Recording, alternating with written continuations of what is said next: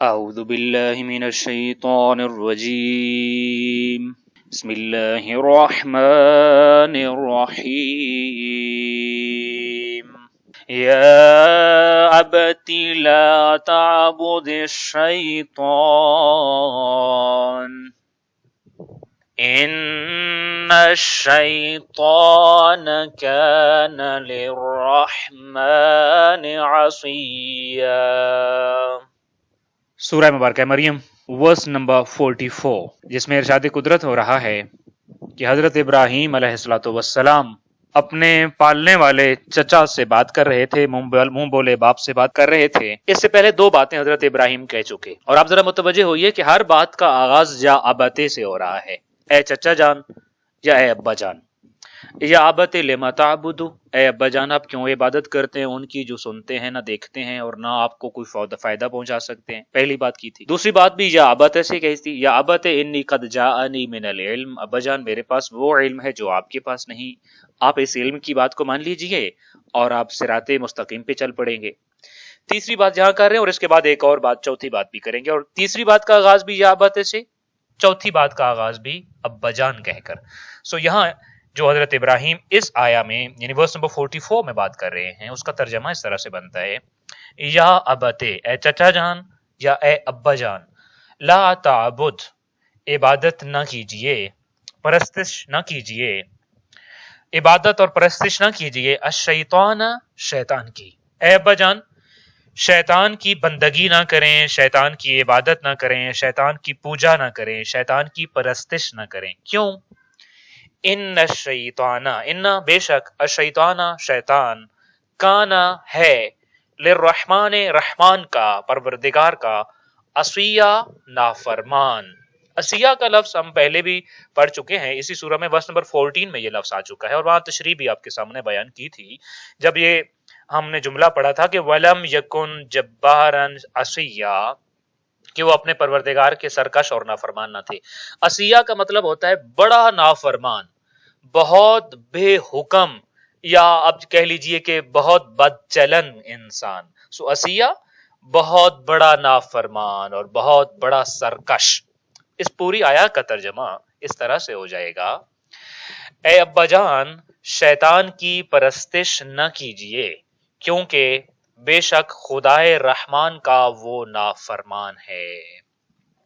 یہاں ایک بات بڑی کلیئر، اور خاص طور پہ جب ہم اس آیہ کی تفسیر کو بیان کر رہے ہیں تو اربعین کے دن ہیں، اور خاص طور پہ ہمارے لیے ایک بہت بڑا پیغام ہے اربعینیہ کے حوالے سے، اربعین حسینی کے حوالے سے بھی، کہ جب ہم حسینیت زندہ باد اور یزیدیت مرد آباد کے نعرے لگا رہے ہوتے ہیں۔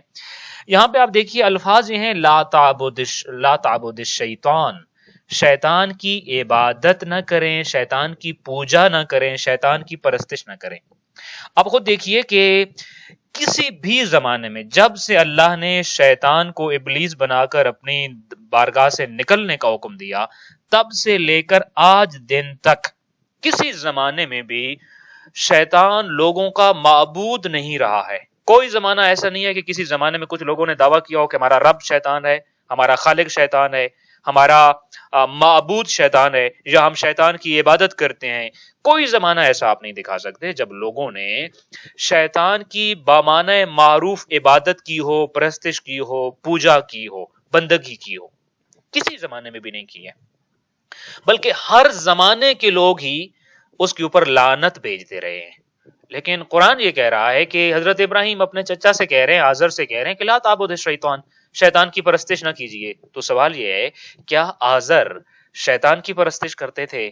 کیا شیطان کی پوجا کرتے تھے اور شیطان کی بندگی اور عبادت کرتے تھے؟ نہیں، تو وہ تو بت پرست تھے، وہ بتوں کی پرستش کرتے تھے، بتوں کی عبادت کرتے تھے، بتوں کو پوجتے تھے۔ تو پروردگار نے یہ نہیں کہا کہ ابراہیم نے یہ کہا کہ تم بتوں کی پوجا نہ کرو، بلکہ کہا کہ شیطان کی پرستش نہ کرو۔ تو اس کا مطلب یہ ہوا کہ عبادت کی ڈیفینیشن ہمیں یہاں اس آیہ سے سمجھنی ہے، لا تعبد الشیطان، شیطان کی عبادت نہ کریں۔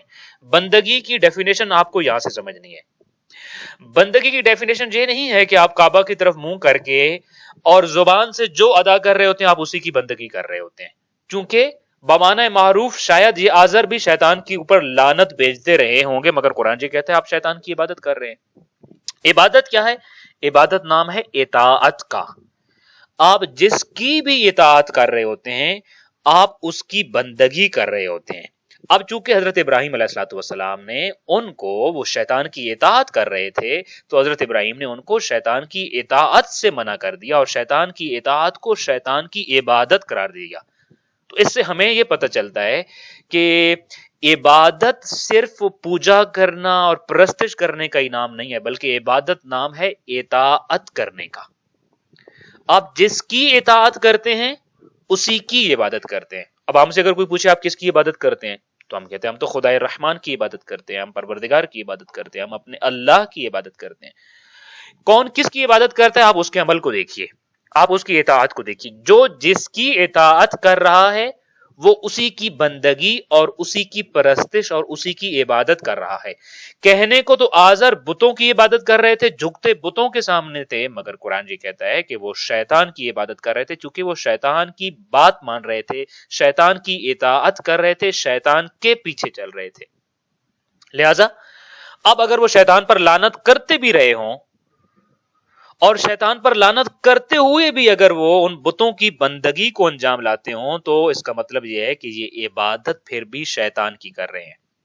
کیوں کسی پر لعنت کرتے ہوئے اس کی بندگی اگر بندہ بجا لا رہا ہو تو عبادت کے حوالے سے یہ اسی کے ساتھ شمار ہوگا, اسی کے ساتھ شمار ہوگا. اسی کو میں مثال دیتا ہوں دوسری ایک اور مثال کے طور پہ ہم حسینیت زندہ باد کا نعرہ لگاتے ہیں اور یزیدیت مرد آباد کا نعرہ لگاتے ہیں.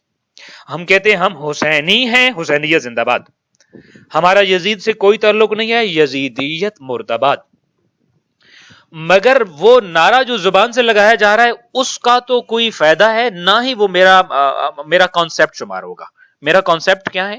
میرا عمل بتائے گا, میری اطاعت بتائے گی. اگر میں اطاعت یزید کرتا ہوں یزید پر لعنتیں بھیجتے ہوئے بھی تو پھر تو میں آزر کی طرح ہوں جو شاید ابلیس پر لان تان کر کے بھی بات شیطان کی مان کے بتوں کی پرستش کرتے تھے. قرآن نے قرار دے دیا ہے کہ وہ شیطان کی عبادت کرتے تھے. سورہ یاسین میں ہم پڑھتے ہوتے ہیں نا کہ خالق کائنات نے یہ کہا کہ الم آہد الیکم یا بنی آدم اللہ تعبدوا الشیطان, کہ اے بنی آدم کیا میں نے تم سے عہد نہیں لیا تھا, کیا تم میرے ساتھ وعدہ نہیں کر کے گئے تھے کہ تم شیطان کی پرستش نہیں کرو گے, اور میں نے تم سے کہا تھا کہ تم شیطان کی پرستش نہ کرنا, شیطان کی اطاعت نہ کرنا, شیطان کی بات نہ ماننا.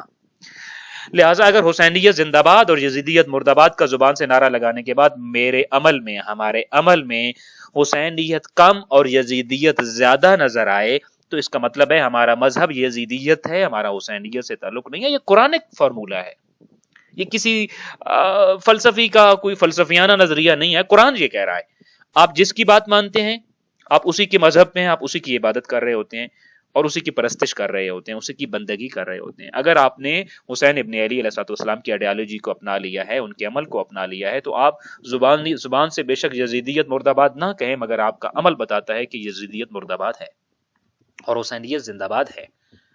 اور اگر آپ زبان سے ہزاروں دن میں نعرے لگاتے ہیں اور ورد پڑھتے ہیں اور کئی کی تسبیحاں یزیدیت مرد آباد کی لعنتیں بھیجتے ہیں اس کے اوپر آپ, لیکن اس کے باوجود اگر عمل میں یزیدیت کی جھلک ہے اور حسینیت نظر نہیں آتی تو پرستش یزید ہے, بندگی یزید ہے, عبادت یزید ہے.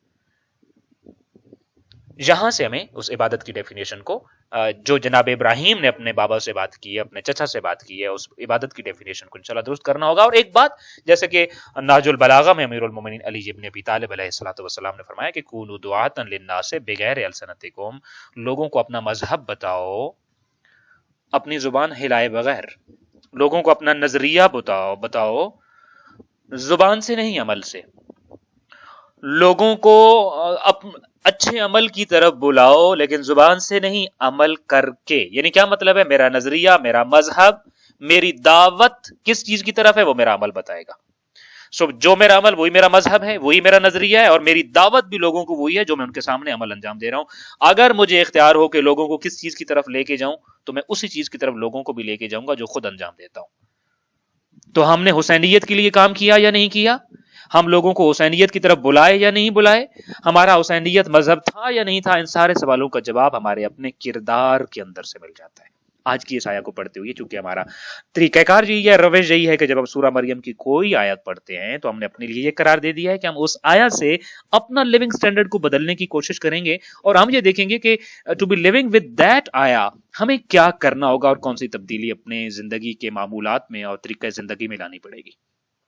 اس آیا سے انشاءاللہ تعالی آج کے دن کے لیے ہم ایٹ لیسٹ فور 24 آورز، بلکہ اربعین کا پیغام ہی سمجھ لیتے ہیں ایسے کہ اگر اربعین حسینی پہ میں جو نعرے لگا رہا ہوں، میں جو حسینیہ زندہ باد کے جوش جذبے اور ولولے میں نظر آتا ہوں، اور میرا یہ یقین اور ایمان ہے کہ یزیدیت مرد آباد تھی اور رہے گی ہمیشہ، تو اس کے لیے میرا سب سے بڑا ثبوت میرا عمل ہے جو میرے ان نعروں کی تصدیق کرے گا۔